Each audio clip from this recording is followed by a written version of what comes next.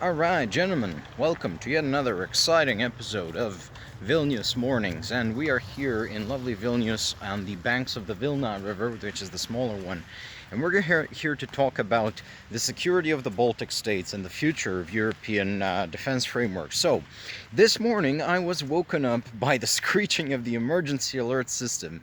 The Lithuanian police let me know that a drone had floated in, a military drone had floated in from Belarus and crashed somewhere in the Vilnius region, and it was warning all residents, really, not citizens, because I'm not a citizen of Lithuania, not to touch the thing if they see it, but call the police. So yeah, if you're Lithuanian, if you're watching this, if you're anywhere in the vicinity, right, don't touch the drone. If you find it, call the cops.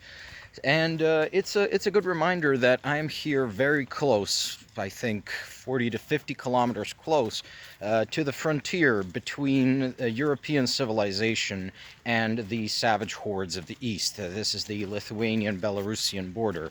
Unfortunately, the brave Belarusian people are enslaved by their tin pot dictator Lukashenko for the time being, and until such time we can liberate them, this territory and these people are in the hands of the enemy, and their resources will be arrayed against us. So they will be arrayed against Europe by the Asian forces, by Russia, by China, by Iran, North Korea, all of these tin pot dictatorships arrayed against the free European world.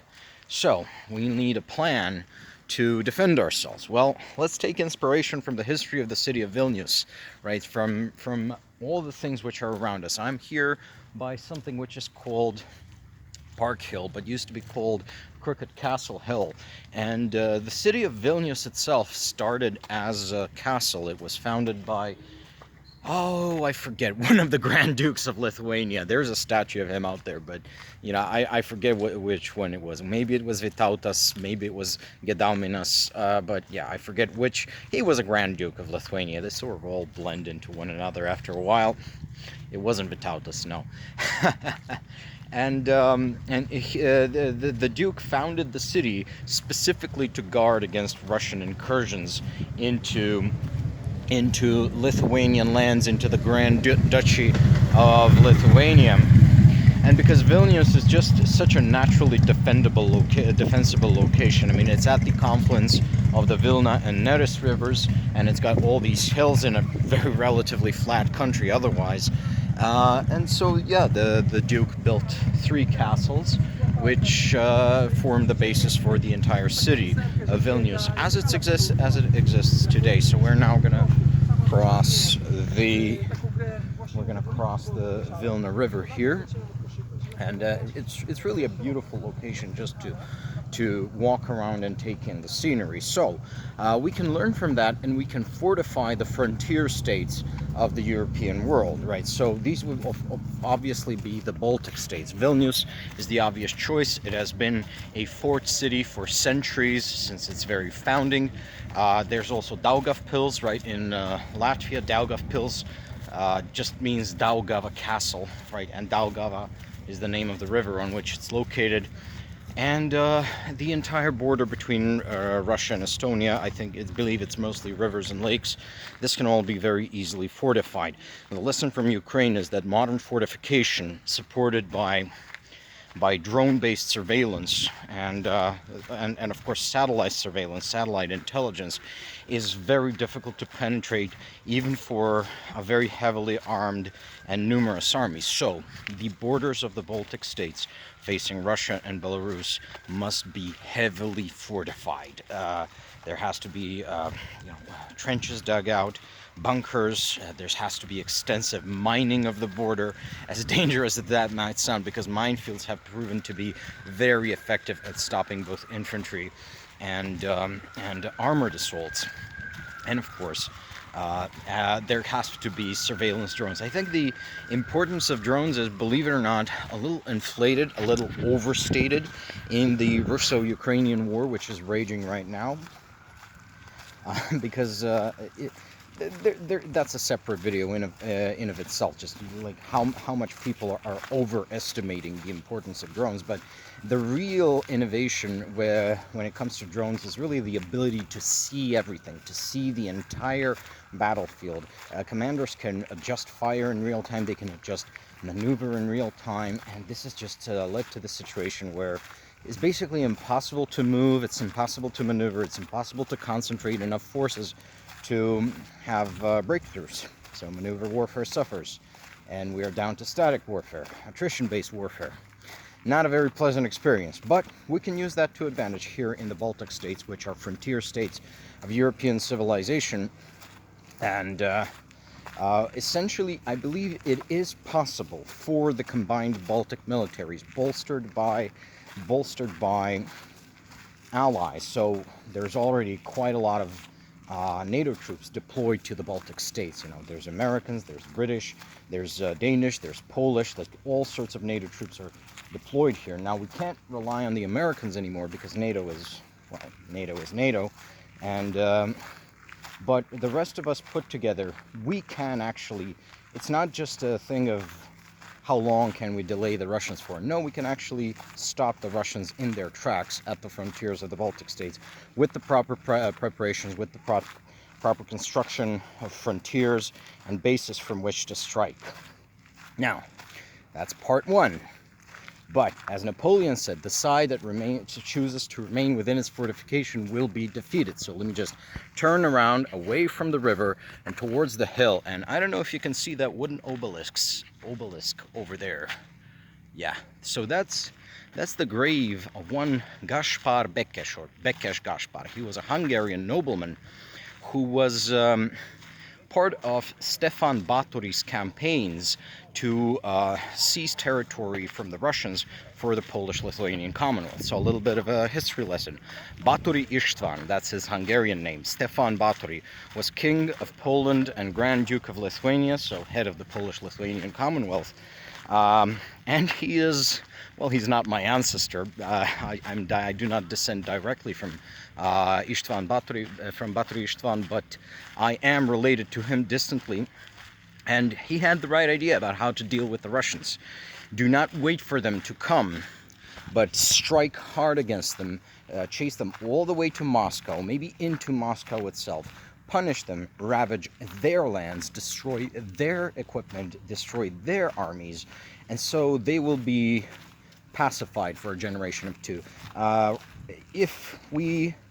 If we actually do commit the supreme act of stupidity and allow the Russian state to persist, we're going to have to periodically spank them once every one or two or two generations, so that they are reminded that they cannot menace Europe. Of course, Russians do not have a good memory. Alcoholism and just endemic stupidity will do that to you.